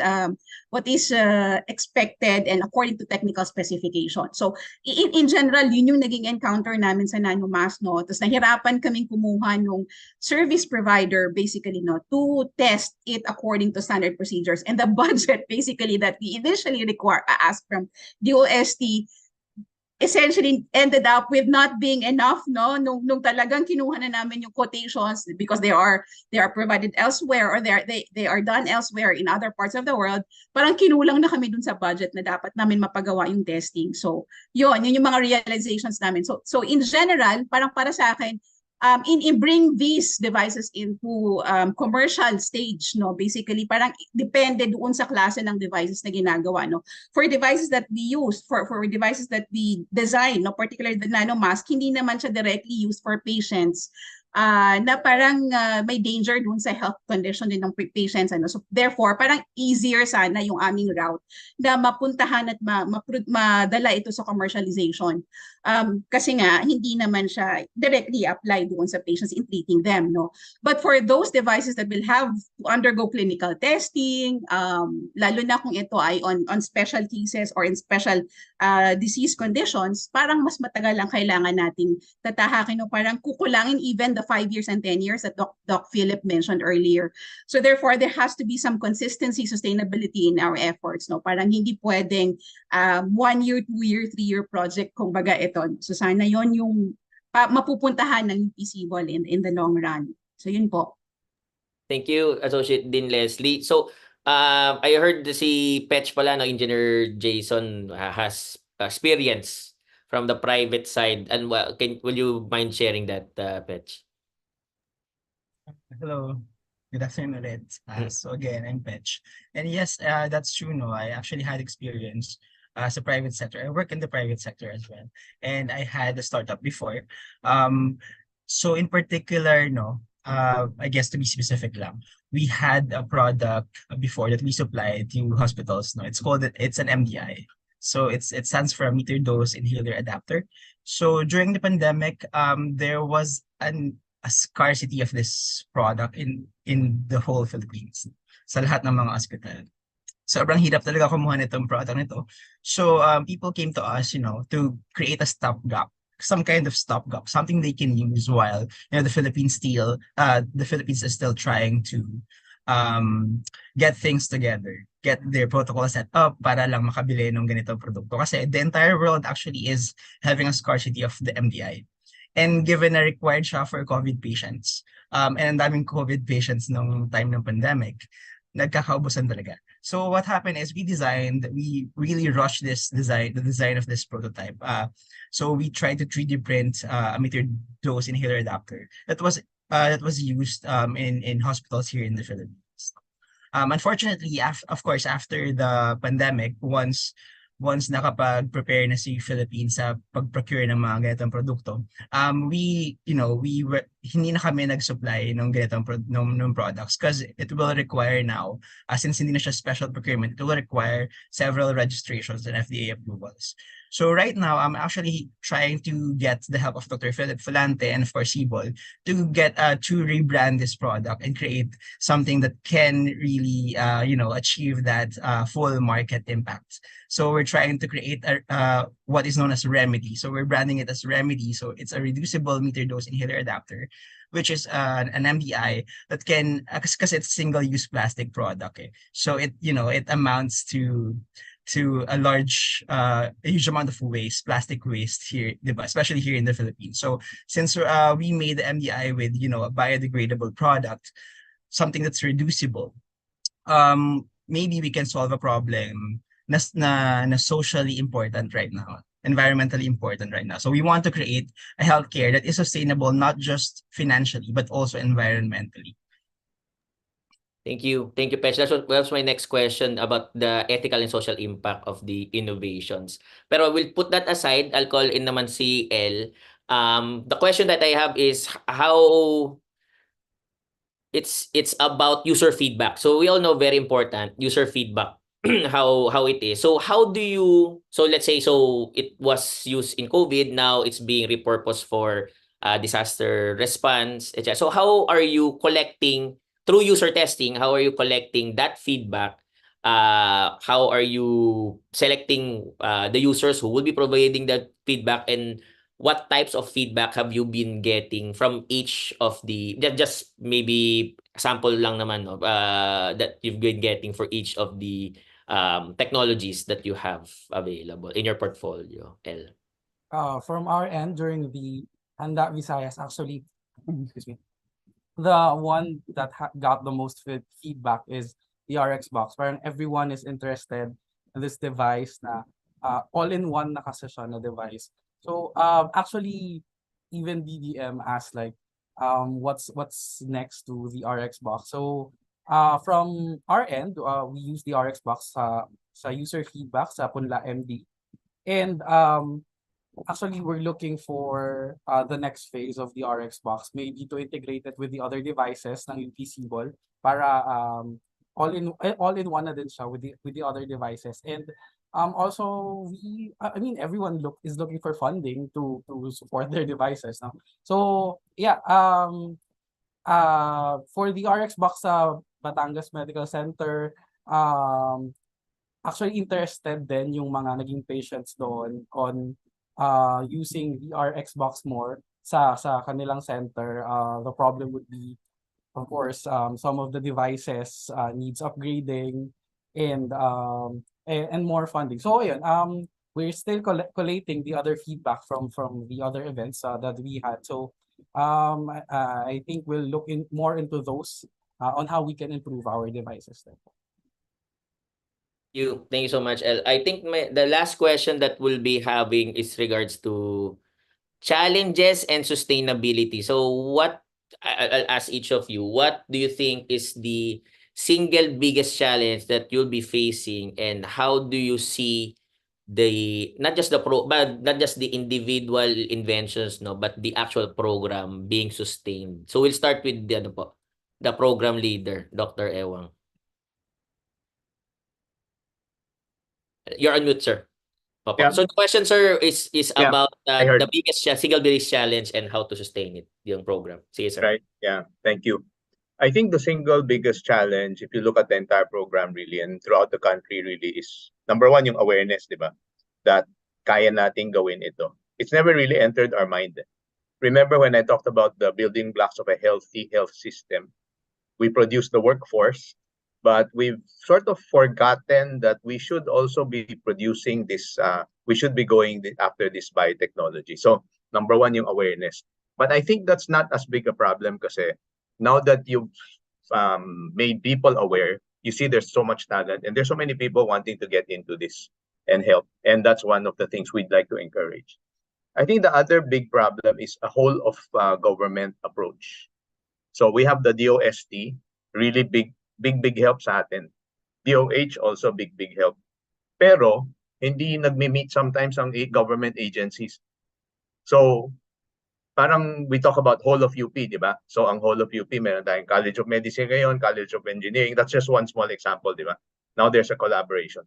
But we need also the one whole of government simultaneous thrust towards building up this entire program. So we can have the DOST helping us. But when we're out there trying to commercialize the products, it's probably not a DOST problem anymore. It's not a DOH problem also. You need now maybe the Department of Trade and Industry. So it's really that at that level, that's probably a big, if they address that, then things will trickle down. Things will become much easier. So for me, if I were to say one thing, that probably is one big stumbling block that we should all be working towards. Thanks, Raymond. Thank you, Dr. Ewang. Dr. Fuliante, I'll start po muna with the clinicians and then the engineers po. Dr. Fuliante, then Dr. Estrella, then Dr. Alhibe. Same question po, same question. I think yung main challenge talaga would be finding the right industry partner na who can hurdle the regulatory obstacles for medical devices. This is the same question I always pose sa mga pag may mga conferences ng DOST and DOH. Yung pagka tinatanong na about innovations in biomedical devices, yung question about being able to hurdle the regulatory processes, yung palaging na nagiging big, kahit sa kanila siguro big big question pa rin yan. Kasi medyo nag-search ako sa database ng mga FDA approved manufacturers, yung may mga approved LTOs. Meron sa mga yun, yung nabanggit ko kanina, syringes, gloves, masks. The only other big ticket na medical device na merong manufacturer's license ay orthopedic implants. Pero between that spectrum, walang electronic devices na manufacturer na may FDA approval. Walang ibang other device, kahit instruments, walang local manufacturer. Merong marami puro mga distributors. So mga imported products pa rin. So yun yung, I think, isa ma-add ko mga obstacle and challenges that we are facing. Regulatory. Thank you. Thank you, Dr. Philip. Dr. SD? Right. Aside those mentioned by Doctors Ewang and Philip, I think one of the challenges in the invention of biomedical device is kailangan ba siya, no? We have many ideas that we want to invent, but at the end of the day, no one wants to use it, no? So I think important then that we constantly consult, or we constantly talk to our engineering and the clinicians and sometimes industry partners on ano ba talaga yung kailangan nila. So we can invent many things, but most of them I think hindi nagagamit din.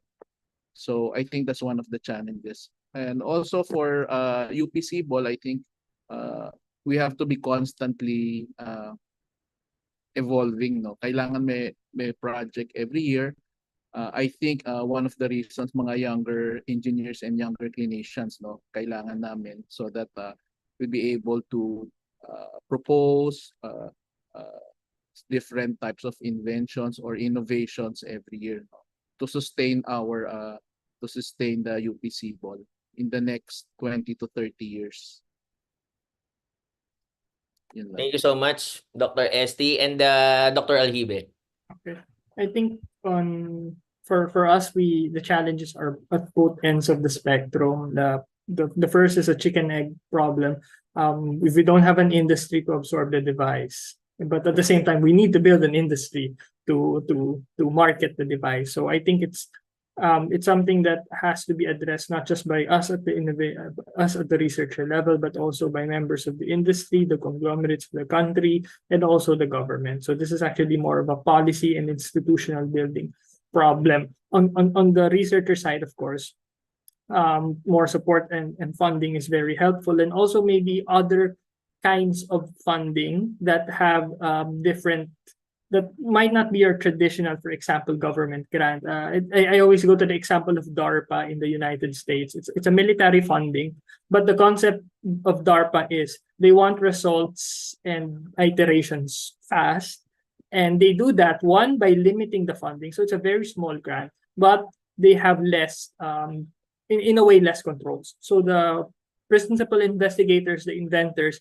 have a little bit more leeway in how they utilize the funds. If, for example, you just need to buy a lot of equipment from this supplier and you need to get it fast, no questions asked. You can get that equipment. You need the supplies. You need to hire several people, several professionals. You don't have the time to, let's say, do some like really long vetting process. That's okay, because the idea is you do it fast, and it's not.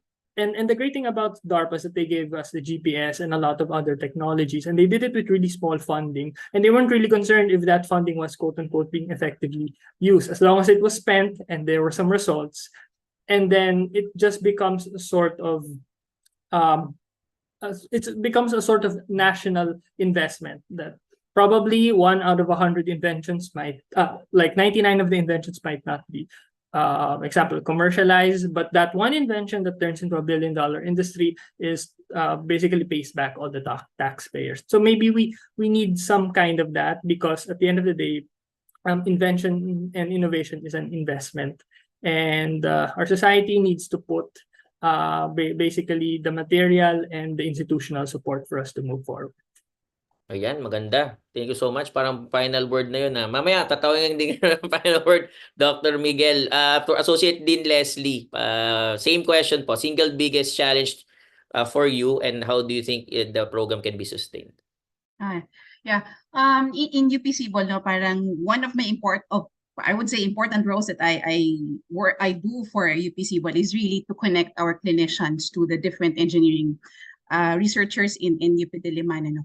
And in that process that I've been working on or functioning basically, no, parang lagi kaming nahihirapan doon sa pag-entice more ng researchers para tapatan yung mga clinicians natin na naghahanap ng technologies basically, no. So parang para sa akin, human resource is and enhancing that human resource, I think, is one of the challenges that UP SIBOL have to overcome and address, no, for sustainability. Ngayon parang paulit-ulit po kami, no, parang dun sa mga nagvo-volunteer at nagpupusa basically, na parang iba-iba ho na kami, palipat-lipat kami ng partners kasi nga konti stretched in a way yung mga researchers na, kasi bilang engineers, parang isa lang ang biomedical industry ang posibleng pasukin ng mga engineers natin, di ba? So parang yun, hopefully, parang iniisip ko, maganda siguro magkaroon tayo ng biomedical engineering na discipline o na program para yung engineers na mag-train sa program na ito talagang focus doon sa biomedical engineering. And then probably partner them with business, with marketing, no, para yung industry na hinuhope nating mag-grow at mag-develop, hindi siya sa existing industry kasi nga yung existing industry parang nandun sila sa more of trading, no, distributing, pero growing an industry from existing technologies that we develop. Parang we need more collaborations also from business administration, from marketing, no, para sana tulong-tulong maraming mag-work towards growing this industry and making it sustainable, no, not just with UP SIBOL, expand pa our network so that this can be sustained and realize those devices, no, to be used by the Filipinos talaga. So yun po. Thank you, Prof. Leslie. El, you're next, and then Petch is last.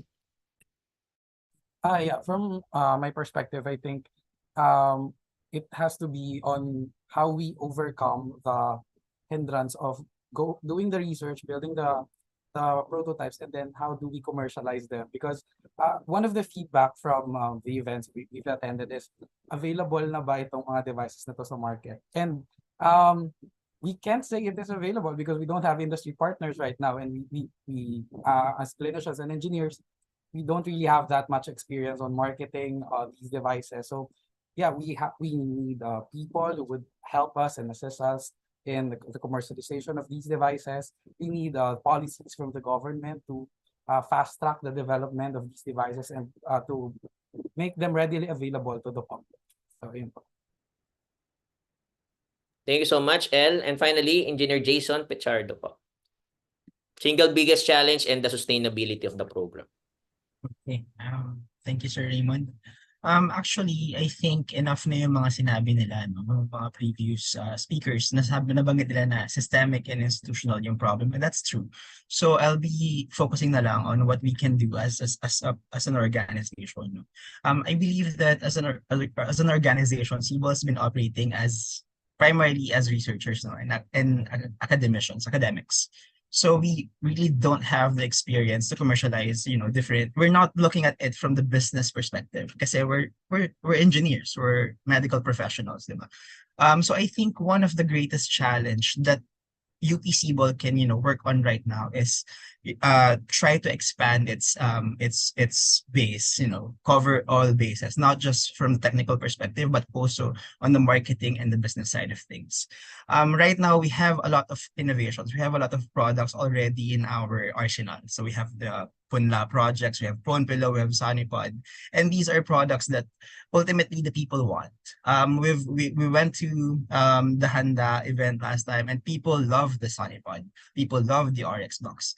And the thing is, since we're not, marketing people or not business people, we really don't know how to market or publicize these things. So I think tama yung sinabi ni Doc Huang, awareness is also one problem. And I believe that by making people aware, by branding our products properly, marketing it properly, you can actually get there. Like we'll always go back to the collaboration aspect of things. Once people know about our products, once people know about our innovations, meron dyan na tutulong sa atin makakuha ng FDA, ma-expedite yung process. And then ultimately, makakarating tayo dun sa commercialization and sa market.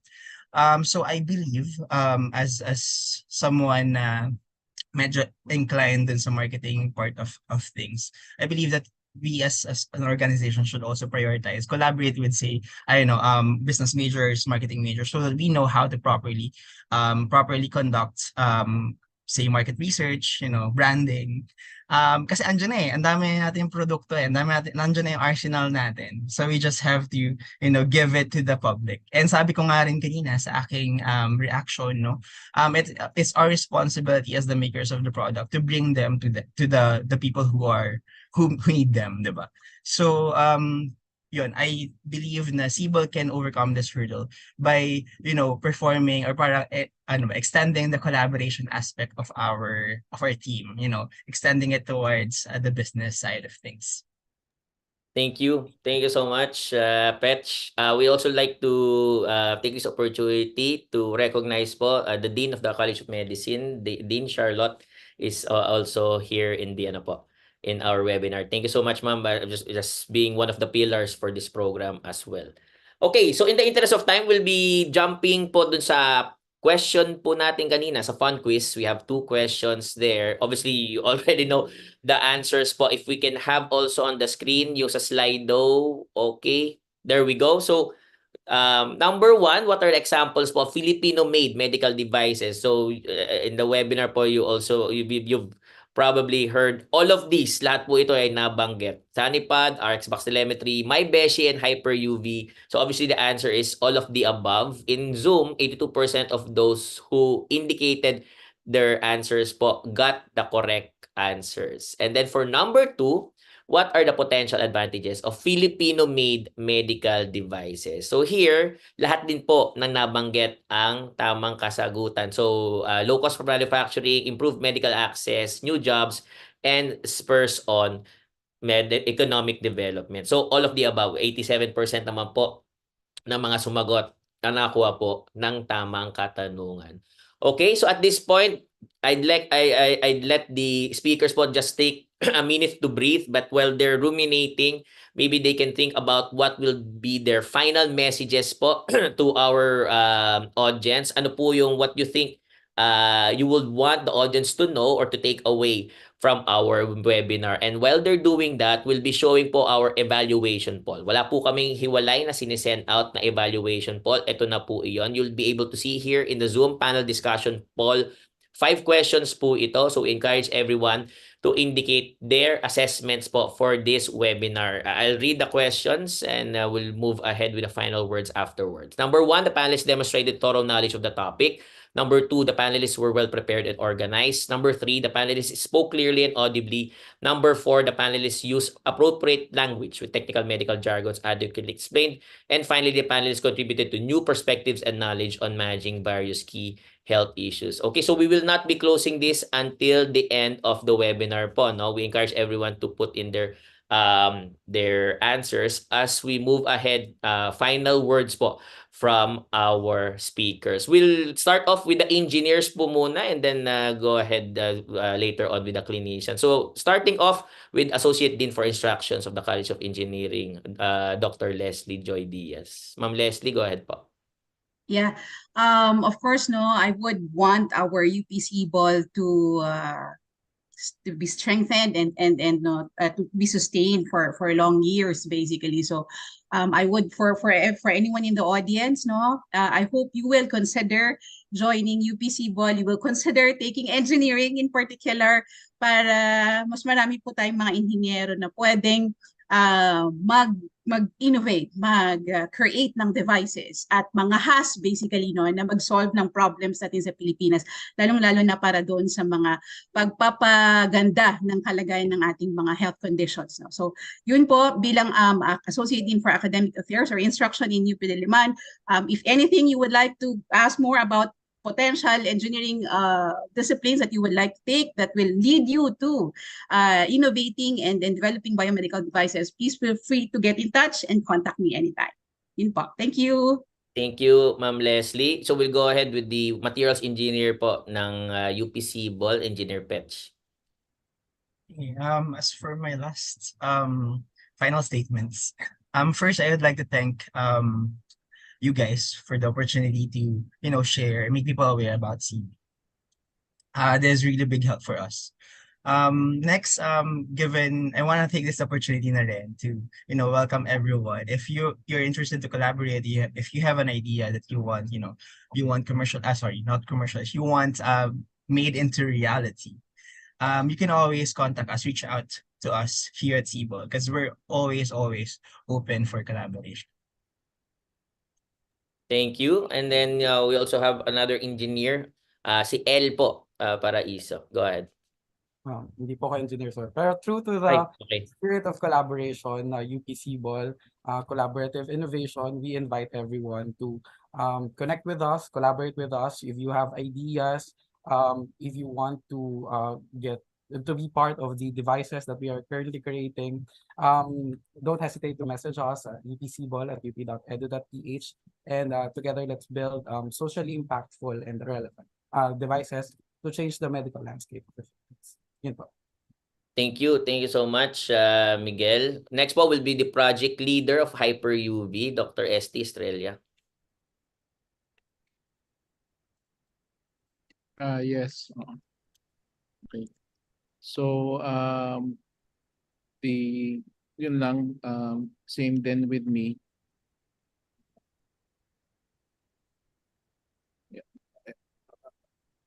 Halos wala na akong masabi. Sige, sir. Okay po. So we'll go ahead with the program manager naman po, Dr. Miguel Aljibe. Okay, so UPC Ball exists to make science and technology serve the underserved, but sometimes, and actually a lot of times, we also need help from the people we serve. So hopefully we get help. We get that help, and because of that, we're able to improve, to do our best and improve our country and our patients. Thank you. Yan, thank you so much. The program coordinator naman po, Dr. Philip Foliante. Thank you again for having us, for featuring UPC Ball again in your webinar series. And I'd like to invite students, future students of the College of Medicine. We are always welcoming. We welcome applicants from different backgrounds now, not just from biology and psychology. Like Dr. Aljibe, he's a mechanical engineer. Before he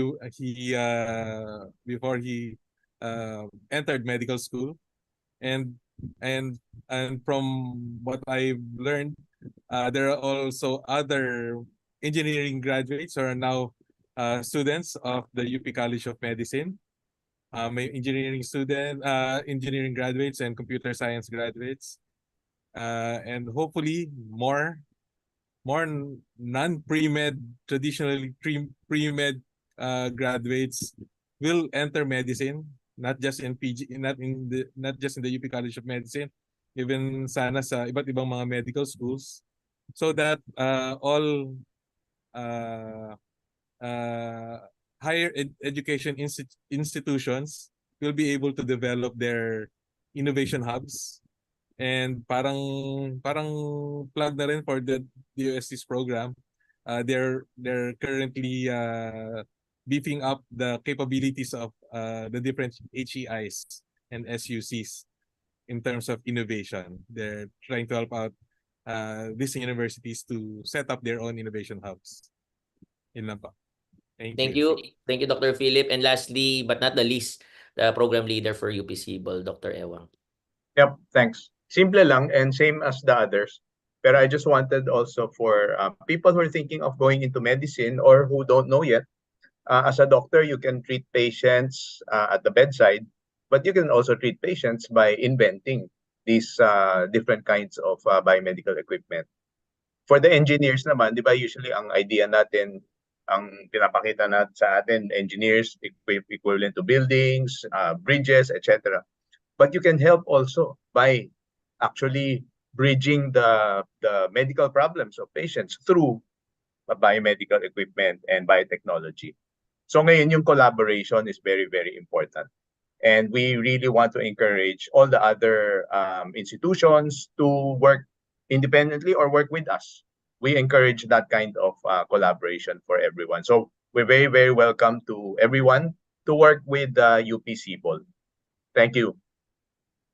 Thank you, Dr. Ewang. So this brings us to our synthesis and closing remarks, and it will be delivered by none other than the head po of the Office of Expanded Training, I think from the Expanded Education Expanded Education and Training at the Philippine General Hospital, Dr. Stella Marie Jose. Ma'am Stella, go ahead. Good afternoon, everyone. First of all, I'd like to thank Dr. Edward Wang for gracing our TVUP webinar. I had to convince him to present here, and because I know that there are many developments in UP Cebol. To give importance to all our speakers, I would just like to mention a few parts of their presentation. From Dr. Philip Puliante, he started by stating about hyper UV powered air purifying respirators and face masks, which are reusable and can degrade naturally in the environment. So it's very environment friendly. From Dr. Miguel Aljibe, he mentioned about the prone pillow, my beshi, and the RX box. I was there in one of the meetings of the dean, and this RX box was shown, and the patient is in the province like in Iloilo, and they can send the ECG tracing to Manila, and it can be interpreted by the doctors here. So it's very, very useful. And also the prone pillow, it has saved many lives during the pandemic, and patients who are severe COVID were placed in prone position, and it saved many, many lives. From Miguel Paraiso, he mentioned UP Cebol devices for disaster responses. So I never knew that it can be used for disaster responses, no? And that's very enlightening. And he said it's important how to commercialize the devices, and they need funding and partners so that the products can be accessed by all. From Dr. S.T. Estrella, he elaborated on the hyper UV machine and its reuse and disinfectant and the contamination of PPEs. Also about the fit testing. During the COVID pandemic, the HICU led by Nina Verba, they fit test all the face masks, no, and it's very important that there is a good fit, no. And from our reactors, I want to mention Dr. Jason Pecharda. He said to innovate with empathy and shaping the final project. And he said that there's no single discipline which can give you the right answer. No? So it's really a collaborative effort between our engineers, our doctors, and our physicists, and all the other members of the UP Cebol. From Professor Leslie Diaz, he said, working with clinicians made our research more impactful. And she said to develop devices, she even mentioned Mel Amosco. Mom, I'm also an OB and I know Mel Amosco. And she said that before its used in patient is what it was first tried, it was first tried out before it was done for patients. And she said to develop more devices and collaboration with faculty and faculty reps.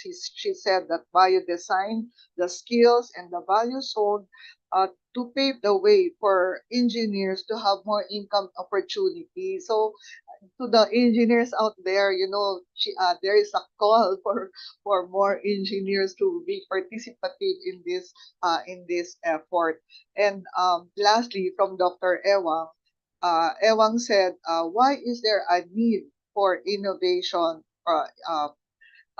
He said that uh, um, for the health system to be in good a healthy health system, number one is the workforce, number two is the governance, number three is the finance, and fourth is biotechnology. So for all our listeners out there, please take note of all of these. And he said that we have to close the gap, yung innovation and collaboration, and also yung Filipino talent. We have to hone the Filipino talent. Yun, kagaya niya, no, right now, the DOH Secretary is Dr. Ted Herbosa. Baka pwede natin, malapitan si Sir Ted about this, no? Para magkaroon tayo ng a wider perspective of it all.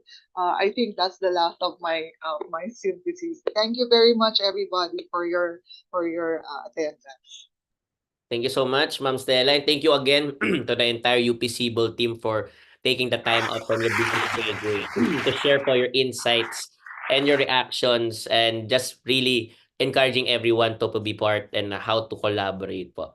For our webinar for next week naman po, please don't miss it. That will be our final webinar for the year. So afterwards, we'll be seeing each other January 19th, if I'm not mistaken po, no? But we'll be talking about something that we've talked about in the past, palliative care, but mostly I think it has a little bit of a different perspective. Yun po ang pag-uusapan po natin as we are preparing for the holiday season. On the screen, you'll be seeing po the panel discussion poll and napakataas po. I think, between 95 to 98% po. Really a testament not just to the topic on hand but the quality of speakers that we have had. So thank you again. Maraming salamat po sa UP SIBOL team. So before we conclude our program po, we'd like to let everyone know that all Stop COVID Deaths webinars, all 174 and then after today 175 na po siya, are archived for viewing the TVUP YouTube channel. So you just open up your app, go to TVUP PH and go to the live tab, or you can search www.youtube.com/TVUPPH and then you'll be able to see po yung ating mga webinars. Kasama po doon ang ating SCD Shorts, mga short videos po in the Shorts tab. These are selected presentations that we have put in something of a short consumable format, very easy po that you can watch at your convenience sa TVUP YouTube channel. Okay? So this formally closes our webinar for the week. Magkita-kita po tayo again next Friday. So it's a date po again, and so keep safe, keep healthy, and see you online.